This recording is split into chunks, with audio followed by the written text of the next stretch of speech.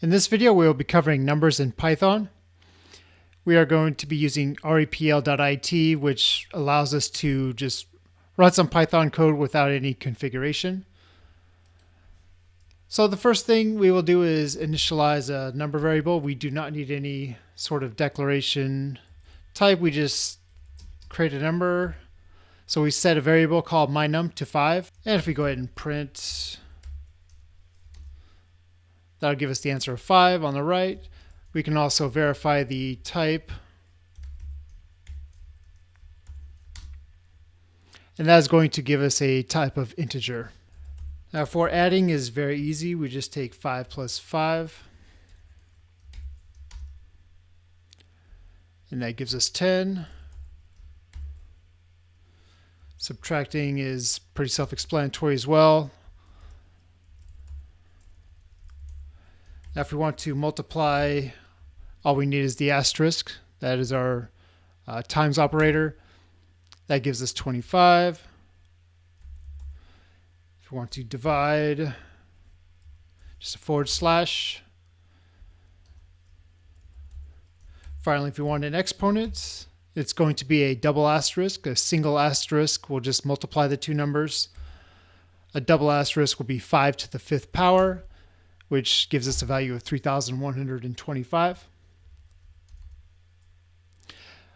One thing I wanted to bring up, we took 5 divided by 5 and it returned us a value of 1.0. 1.0 is actually a floating point character. So if we go ahead and create a variable, set that to 5 divided by 5. I'll print out the type. So even though we divided by two whole numbers, what we got in return as an answer was a float of 1.0. There is one more way to divide. We can take a double forward slash.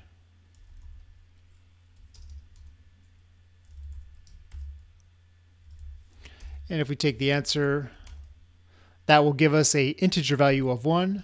And then we can go ahead and verify that by printing out the type, which obviously is an int.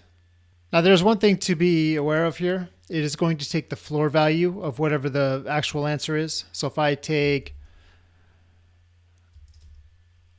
5.5 and then print out the answer, it is going to give us a value of 1. A value of 1 and not a value of 1.1. 1.1 should be the actual answer. So if we ran that again, we would get 1.1, double forward slash. So what is going on is it's using the floor value. So since the answer is between 1 and 2, it's rounding down to the floor, which is the closest whole number, rounding downwards, which is 1. And we can verify the floor value. We can import the math library.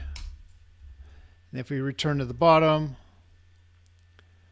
we take num and then set that to 1.1. So if we take math.floor, then printf, then that will give us an integer value of 1. So it's very important to know when you're dividing in Python 3, the default when using just a single forward slash, dividing two whole numbers is to return a float value. So Python 3 and higher, that's how that works. If you want the floor value of a whole number, then you must use the two forward slashes. The next thing we will be going over is the order of operations. There's some very important things to consider. So let's take this statement, 1 plus 4 times 4.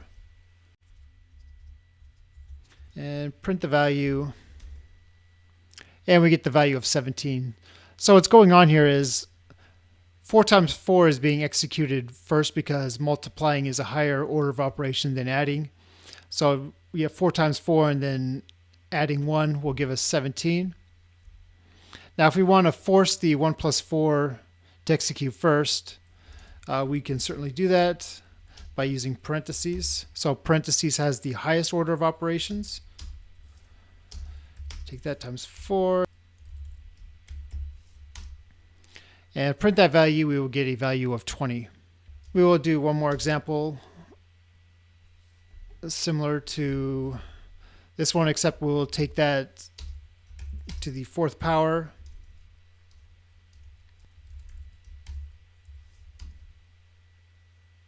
We get a value of 1025. So what's happening here is 4 to the fourth power is executing first, followed by 4 times that number, followed by then adding 1 to that number. And once again, we can simply use parentheses.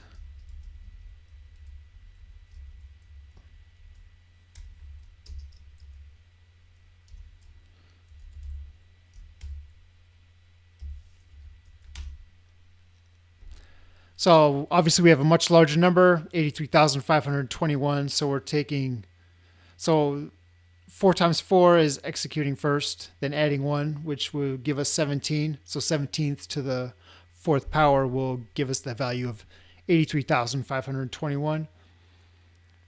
So it's very important to understand the order of operations. So parentheses will come first, followed by exponents, followed by multiplication and division.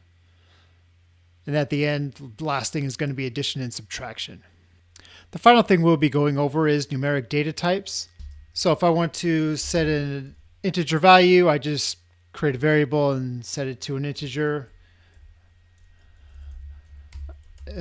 Python will be able to infer the data type. So if I go ahead and print that out, I get an integer printed as a data type.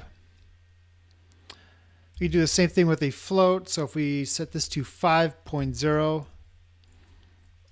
we go ahead and print this as well. Now, even though they're the same value, by initializing the variable as 5.0, Python will infer that as being a float value. Now, let's say I've already created a numeric value and it's already an integer. What we can do is we can convert it to a float. So if I just go ahead and print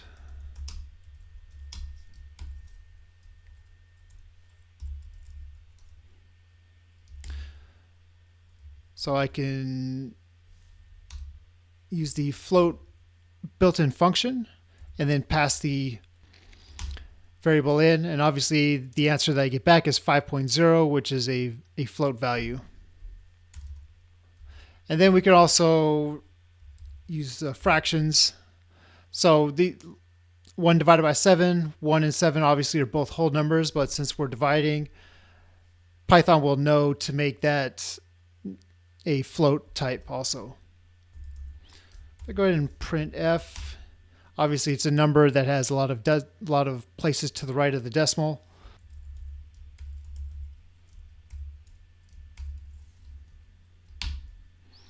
And that will give us a float also. Now, there's one more data type I wanted to discuss. And for that, we will have to import what is called the decimal.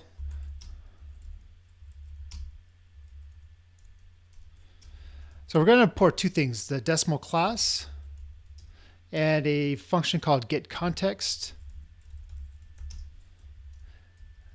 And if we return down here, so what getContext does is it'll set the precision, how many decimal places we want to go. So the max is 28. So if I call getContext,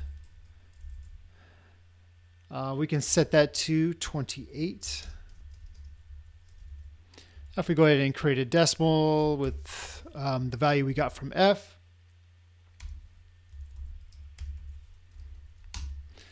as you can see, we're going to get a number that's much more precise in terms of how many places to the decimal, to the right of the decimal we can go.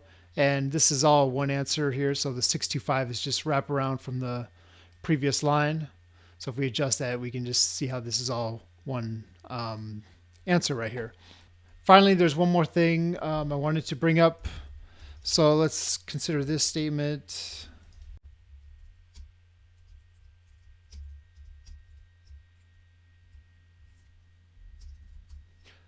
So obviously we're going to add 3/10 and then take away 3/10, which should give us 0. But what happens is if we go ahead and print this out,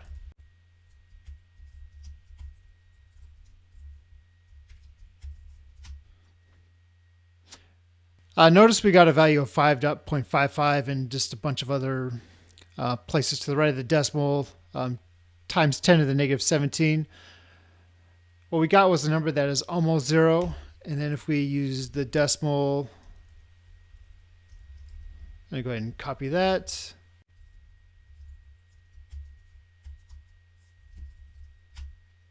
We get the same type of thing, just a more precise number. As you can see, the second number is slightly less than the first number, because if we go to this decimal place, 2 is less than 3, and it's just carried out further. And if we take scientific notation, 5.55 and so on times 10 to the negative 17th, what we get is a number that is really close to 0, because we will be moving the decimal place 17 places to the left. And this is not just a problem with Python. This is a general computing problem. Binary code is just all ones and zeros. So really small numbers like this are not going to be 100% exact. So it's important to keep that in mind when creating an application. This is just something that everybody needs to know when working with very precise numbers.